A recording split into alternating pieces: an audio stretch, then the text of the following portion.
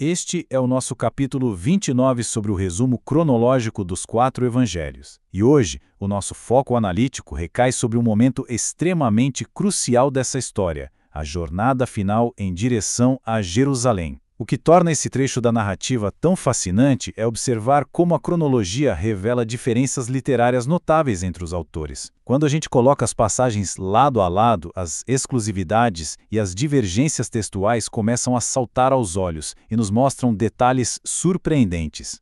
A nossa rota de estudo passa por 5 paradas estratégicas. Primeiro, os ensinos exclusivos de Lucas. 2, a questão do casamento e filhos. 3, a riqueza e o reino. 4, a parábola da vinha. E, finalmente, o caminho da cruz.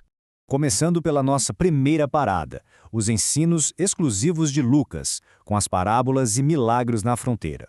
Nessa parte do relato que só Lucas traz, a gente nota uma atenção muito especial àqueles que eram marginalizados pela sociedade. A famosa história do capítulo 17 ilustra isso de um jeito perfeito. 10 leprosos clamam por piedade e são curados enquanto estão a caminho para se apresentar aos sacerdotes. Mas reparem na proporção, apenas 10%, ou seja, um único homem do grupo inteiro, de fato deu meia volta para agradecer a Jesus. E o detalhe que chama mais atenção é que esse único homem grato era um samaritano, um estrangeiro, um verdadeiro forasteiro. Lucas faz questão de destacar isso para reforçar o seu grande tema literário de que a graça se estende aos que estão de fora.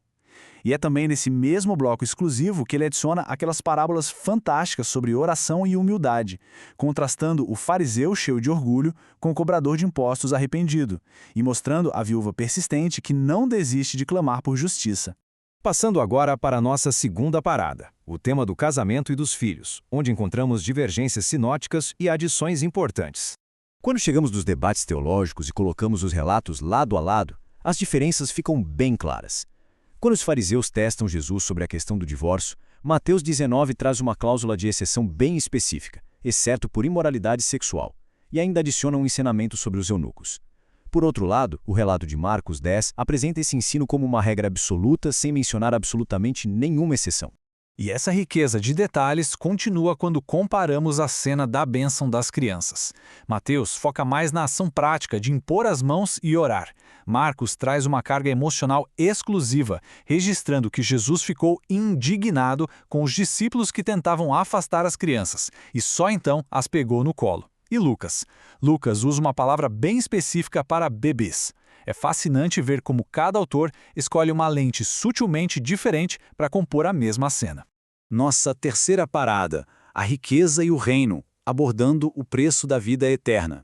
A jornada avança para o encontro com o jovem rico. Mais um episódio onde fica evidente como cada texto foi construído. Lucas se refere ao homem simplesmente como um certo governante. Mateus aproveita o momento para adicionar, lá no final, a promessa dos 12 tronos para os discípulos julgarem as tribos de Israel. Mas apenas Marcos registra aquele detalhe profundamente pessoal e comovente. Antes de entregar aquela dura verdade sobre as posses, Jesus olhou para ele e o amou. O clímax dessa história culmina na frase que todos nós conhecemos bem. É mais fácil passar um camelo pelo fundo de uma agulha do que um rico entrar no reino de Deus. Todos os relatos fazem questão de compartilhar o quanto os discípulos ficaram perplexos ouvindo isso. E todos terminam exatamente com o mesmo paradoxo apontado por Jesus. O que é impossível para o homem é perfeitamente possível para Deus. Quarta parada, a parábola da vinha e a economia exclusiva apresentada por Mateus. Mudando o foco para essa passagem que só aparece no capítulo 20 de Mateus, a gente precisa entender um pouco da economia da época. O denário era uma moeda de prata romana padrão, mas o mais importante é que era o pagamento exato, justo e costumeiro para um dia inteiro de trabalho pesado no campo. Era literalmente o dinheiro da sobrevivência diária daquela pessoa. Na história, o proprietário contrata trabalhadores bem cedo de manhã, depois ao meio-dia e até lá pelas 5 da tarde. O primeiro grupo passou 12 horas trabalhando debaixo de um sol escaldante. O último grupo trabalhou só 1 horinha, mas olhem só o pagamento. 1 denário para todo mundo. Isso ilustra uma igualdade chocante na recompensa. É até fácil entender por que os primeiros trabalhadores se sentiram tão traídos, mesmo tendo recebido exatamente o valor combinado, não é? A conclusão é resumida nessa frase de impacto. Assim, os últimos serão primeiros e os primeiros serão últimos. Esse é o grande tema da parábola. Ela subverte brilhantemente as nossas expectativas humanas de mérito e merecimento. O dono da vinha não está sendo injusto de forma alguma. Ele está sendo escandalosamente generoso. E assim chegamos à nossa quinta e última parada, o caminho da cruz e a subida final. Nesse segmento final de aproximação a Jerusalém, a sombra iminente da cruz entra em um contraste muito forte com as atitudes dos discípulos. Ao analisar as 3 versões do terceiro anúncio da morte de Jesus, Mateus descreve bem claramente a traição aos chefes dos sacerdotes. Porém, notem a exclusividade dos outros 2. Marcos enfatiza que, no caminho, os seguidores estavam admirados e com medo. Já Lucas ressalta a absoluta falta de compreensão do grupo, declarando que o significado daquelas palavras lhes estava oculto e que eles simplesmente não entenderam nada.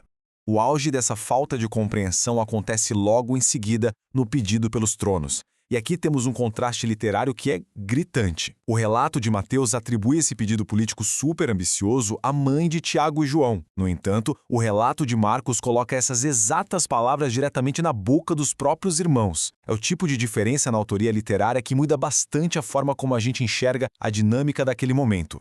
E a resposta a essa ambição política resume a ética central do reino que acompanhamos ao longo de toda essa jornada. Quem quiser tornar-se importante entre vocês deverá ser servo, e quem quiser ser o primeiro deverá ser escravo de todos. É a refutação definitiva de qualquer busca por poder nos modos humanos. O que nos leva a uma reflexão importante. Ao observar todas essas diferentes escolhas narrativas, qual detalhe específico de qual autor desafia mais o que entendemos hoje sobre o reino? E se você gostou deste vídeo, se inscreva no canal, deixe o like e se quiser clique no card que está aparecendo para ver a playlist completa.